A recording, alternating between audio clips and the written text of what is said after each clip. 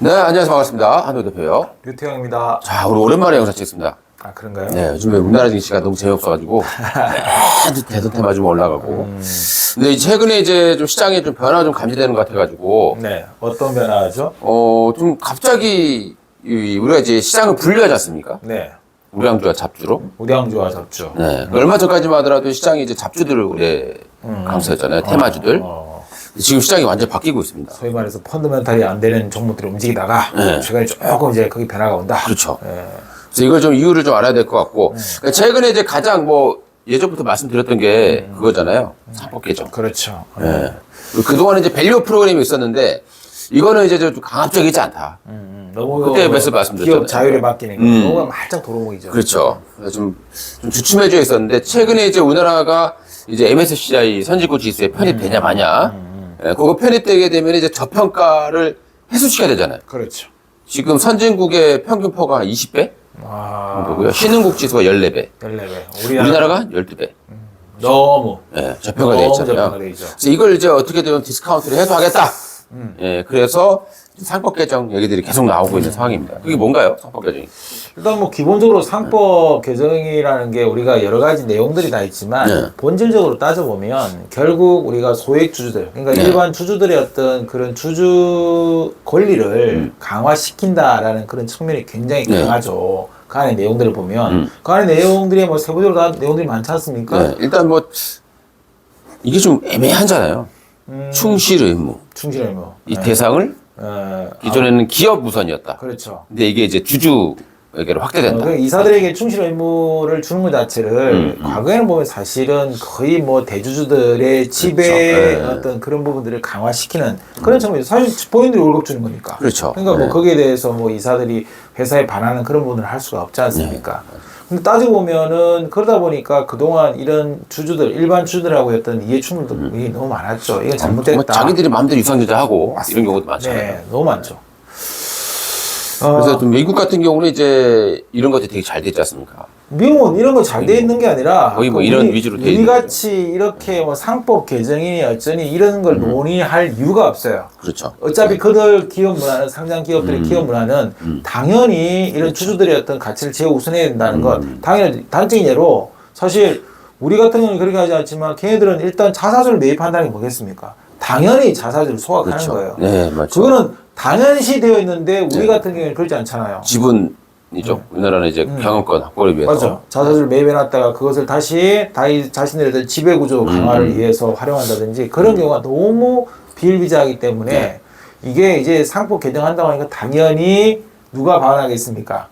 경영권들이 반영하겠죠. 그렇죠. 그러니까 네. 지난번에 난리 난 거야. 그러니까 뭐 이렇게 되면 이제 뭐 소송에 휘말린다. 뭐 경영권이 뭐 잘못된다. 뭐 또 하나는 그러면 배당을 많이 주면 기업은 투자를 어떻게 하냐. 그렇죠. 이거잖아요. 말도 안 돼서. 말도 안 돼서 해죠. 우리나라에 지금 유보율이 얼마인데요. 그러니까 이게 말도 안 되는 그런 어거지성의 이야기를 하는데 한마디로 하면 자기들이 갖고 있는 그런 지배구조 강화에 대한 부분들 네. 이게 위태로워지니까 그러니까 왜 고가 내 마음대로 열어먹다가 그렇죠. 열쇠를 갑자기 야 열은데 나만 보는 게 아니라 여기도 같이 보고 읽고 그렇게 하게 하려고 하니까 싫은 거야. 그런 거 싫으면 상장하지 말았어야죠. 그렇죠. 당연하죠. 상장에서는 주주 가치의 권리를 가장 우선시 해야 되는 그렇죠. 거예요. 그래서 이 부분 자체는 저는 예전에도 말했지만 뭐 처음에 사실 그 윤석열 정부 시대 때 윤정부 시대 때 그 처음에 밸류 프로그램 한다고 할 때 좀 박수 쳤어요. 그렇죠. 그래 이건 정말 잘하는 거다.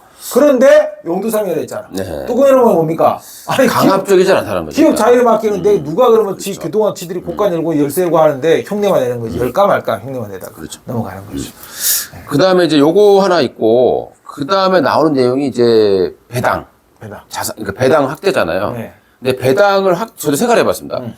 배당을 많이 하면 기업체들이 나중에 정말 투자를 할 때 돈이 없다. 이렇게 생각할 수도 있어요. 그렇죠? 그럴 수도 있죠. 제가 가만 생각을 해보니까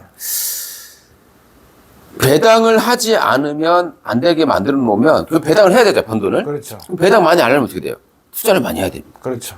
그럼 기업의 투자가 더 많아질 수 있잖아요. 그렇죠. 그럼 기업들이 성장하게 되는 이게 거죠. 말이 앞뒤가 네. 왔다 갔다 한 건데 그렇죠. 사실 그 기업들이 그 단순하게 자기들의 상장의 어떤 지위를 유지하고 그런 어떤 지배 구조를 강화시키고 그런 어떤 목적에 가장 우선하는 목적이 있다 그러면 굳이 힘들어가지고 자기들 투자하고 뭐 안 하죠. 돈 잘 지켜놓으려고 하겠죠. 그런데 배당금을 자꾸 주면은 곡간이 줄어드니까 네. 또 새로운 투자가 많이 늘어야 되는 그렇죠. 거 당연한 겁니다. 네. 저는 그 의견에 100% 찬성하고요. 그랬을 때 기업들은 보다 더 좀 혁신적이고 네. 그런 어떤 분이 기업 활동들을 하려고 노력들을 많이 하겠죠. 그래서 제가 볼 때는 이제 배당도 이제 늘려야 되는 게 맞는 것 같고 당연하죠. 자사주 소각하게 되고 그죠? 당연하죠. 네. 자사주 소각이 이제 의무화된다는 거죠. 그렇죠. 그 동안에는 이게 이제 뭐 조금 그랬었는데 이번 상법 개정하게 되면 아주 예외적인 것만 빼고 예외가 없진 않아요. 이게 조금의 예외는 주고 자사주를 다 소각해라.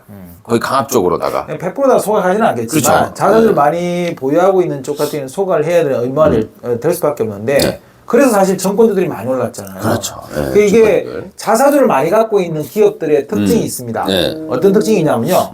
그 자사주를 많이 갖고 있는 기업들의 특징들을 보면 대개 보면 그 특정 대주주가 네. 그 회사의 지분을 많이 가지고 그렇죠. 보유하고 있고 자사도 많이 보유하고 있어요.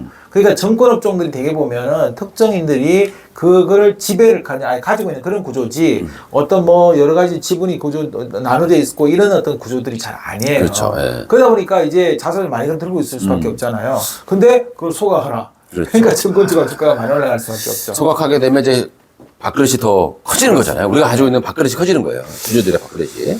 그 보면은 참 우리나라의 이 상장사들이 저 아까 그 말씀하시는데 다 그걸 진짜 뼈를 때리는 이야기인데 상장사들이 그렇지 않을 것 같으면 주주들의 어떤 가치를 나름대로 채우서는 안 할 것 같으면 그렇죠. 상장하지 상장하지 말았어야지. 말았어야죠. 그런데 예를 들자면 이런 경우가 있어요. 상장사들은 의무적으로 주가가 자기 회사가 실적도 내고 네. 나름대로 뭐 자산 가치도 뛰어나고 그러면 주가 올라가야 돼, 안 올라가야 돼요? 올라가야죠. 그럼 올라가려고 하는 노력을 해야 돼, 안 해야 돼요? 해야죠. 그 노력의 가장 첫 번째 되는 게 뭡니까? IR 해야 되고 적극적으로 그렇죠. IR 홍보해야 되고 그리고 나름대로 뭐 자기들 보도자료도 많이 내야 되고 그리고 나름대로 여러 가지 어떤 뭐 그 기관 투자 이런 뭐 초빙을 해가지고 설명도 많이 해야 돼. 여러 가지 해야 되지 않습니까? 근데 어떤 상장사들은요 전화하잖아요.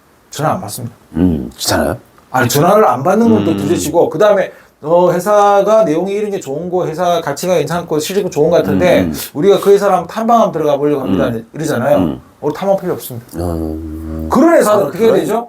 그런 회사들은 배가 부른 거네요. 그런 회사들이 대개 보면 이런 경우가 있어요. 예를 들자면 그 제가 이런 말씀 이제 우리 방송이니까 이야기하잖아요.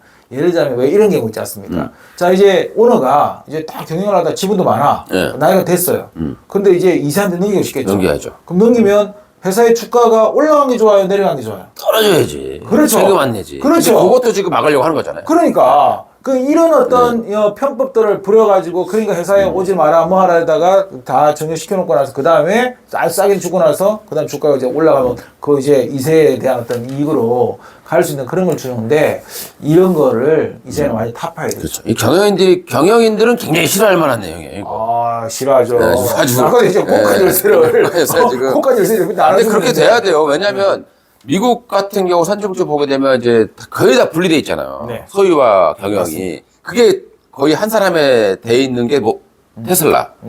그러잖아요. 그러다 보니까 이제 그 인물에서 왔다 갔다. 우리나라 같은 경우에도 무슨 코리아가 경영 그 하나 그 사람 때문에 그 주가가 계속 빠지는 부분이 있지 않습니까? 맞습니다. 근데 그게 이제 경영자 리스크가 되는데 그런 것들도 없어질 수 있고 뭐 여러 가지 좋은 내용들이 많이 있을 것 같습니다. 아까 뭐 이야기했지만 그런 네. 사내 이사들도 저는 마찬가지라고 생각해요. 이사들이 그런 어떤 의무 자체가 그렇죠. 주주들한테 충실해야 되는 거예요. 주주들의 가치에 반하는 행동이 있다. 예를 들어서 우리 회사가 그렇죠. 이런 가치가 좋고 좋은데 회사가 적극적으로 IR을 안 하고 있다. 그럼 이사들은 어떻게 해야 돼요? 야 그렇죠. 이렇게 하면 안 된다. 해야 그렇죠. 되지 않느냐. 감사죠, 감사. 거죠. 그런 그래서 역할을 감사도 그래서 이번 개정하게 되면 예전에는 이제 뭐 경영자들이 이렇게 꽂아놨는데 근데 지금은 이제 외부에서 한 명인데 이걸 이제 두 명으로까지 이제 뭐 해야 되겠다 이런 것도 그렇죠. 지금 보통 이제 개정에 들어가려고 하고 있다라고 그러니까 세 명인데 두 명을 회사에서 막 그냥 해버리면 네. 말짱 도루묵이니까 네, 그러니까. 뭐 두 명 정도까지 그렇게 한다 그러면 진짜 그야말로 정말 진정한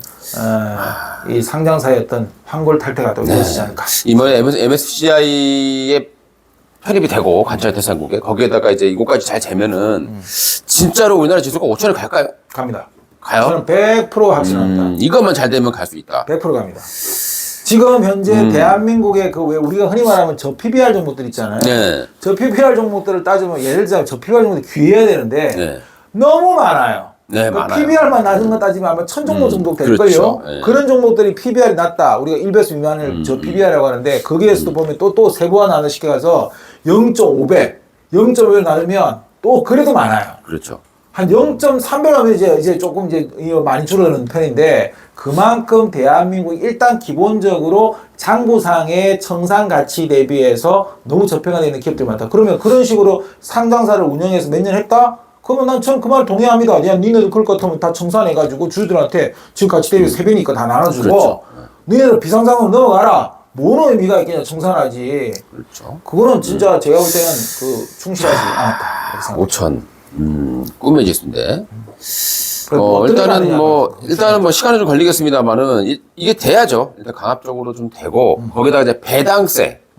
지금 배당도 세금을 좀 내잖아요. 네. 우리 이제 분리과세 좀 가자 이렇게 하고 있는데 이 배당 소득세가 지금 한 15% 정도 나올걸요?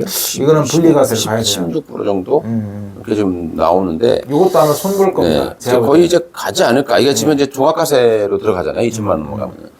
이제 그것도 이제 개정이 되게 되면은 아무래도 이제 뭐 세금 딱 내고 나면 이제 끝나는 거잖아요. 그렇죠. 네, 그래서 세금 문제도 좀 줘야 투자자들이 또 들어오지 않겠나 이렇게 생각이 상당히 듭니다. 저는 많은 부분들이 앞으로 손을 많이 대야 된다고 생각해요. 그리고 우리가 정경세를 아까 이야기도 했지만 그런 부분도 좀 현실적으로 좀 바뀌어서 좀 이 상장사들이 좀 더 그런 부분에도 더 적극적으로 노력해서 이런 기업의 어떤 가치를. 그래서 사실 이런 노력들이 되면 있죠. 우리나라가 항상 문제되어 있던 그런 뭐 지정학적 리스크다. 저는 제가 볼 때 그 말도 안 되는 소리고 그 이야기 가지고 지금 낸다는 것은 그냥 핑계밖에 안 되고 결국은 우리가 고질적으로 있던 이런 코리아 디스카운트를 그렇게 해석해 나간다 그러면 충분히 코스피 4천, 5천 다 할 수 있다. 자, 그러면 지금 자사주 제일 타겟되는 게 일단은 자사주가 많은 기업이에요.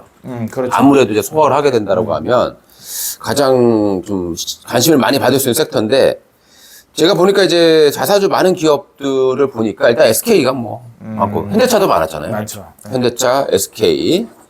그 다음에 이제 약간 좀 중소형주급에서는 삼양홀딩스. 삼양홀딩스. 여기 자사주가 14%예요. 하하, 무지하네요. 삼성화재도 맞습니다. 15%. 근데 그리고 뭐래도 뭐 증권주들이 많지 않나요? 그 증권주들도 많이 있죠. 근데 약간 개별적인 종목에서 봤을 때 삼성화재, 이 삼양홀딩스, 개인적으로 SK. 픽하시는 종목을 여기서 하나 우리 저 네. 동아이 TV 우리 시청자분들 위해서 하나 꼽는다는 거예요. 저는 일단, 글쎄요. 삼성화재가 좀, 원래 좀 이슈가 많았던 종목이고, 네. 삼양홀딩스가 최근에 좀 많이, 가장 많으니까 일단 주가도 많이 올라오고 있고, 바닥권에서 좀 많은 기업이 하나 있는데, 어떤 게 있습니까? CJ 대한통운이요. CJ 대한통운. CJ 대한통운 같은 경우도 자사주 비중이 한 12% 정도 나옵니다. 네네. 근데 주가는 전혀 아직 못 가고 있는 그런 상황이에요.